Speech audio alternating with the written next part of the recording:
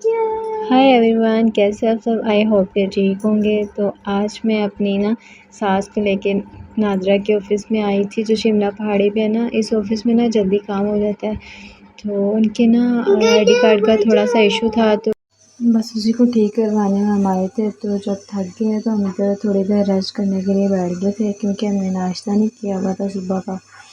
हमने सोचा कि चलो पहले ये काम हो जाए तो फिर घर आके आराम से नाश्ता भी कर लेंगे। आजकल तो हर बंदा यूट्यूब चैनल बना के बैठा हुआ है और अजीबोगरीब वीडियोस अपलोड करते हैं, तो इतना टाइम ही नहीं होता है कि मैं यूट्यूब के लिए टाइम निकालूँ, वीडियो बनाऊँ। बस घर में मसरूफ़ियत इतनी होती है, बच्चों को संभालना होता है, काम करना होता है। तो यहाँ अभी मैं फ्री बैठी हुई तो सोचा कि वीडियो बना दूँ। तो प्लीज़ आप मेरी वीडियो को ज़्यादा से ज़्यादा लाइक कीजिए, शेयर कीजिए, सब्सक्राइब कीजिए। तो फिर मिलेंगे नेक्स्ट वीडियो में, तब तक के लिए अल्लाह हाफ़िज़, बाय बाय, टेक केयर।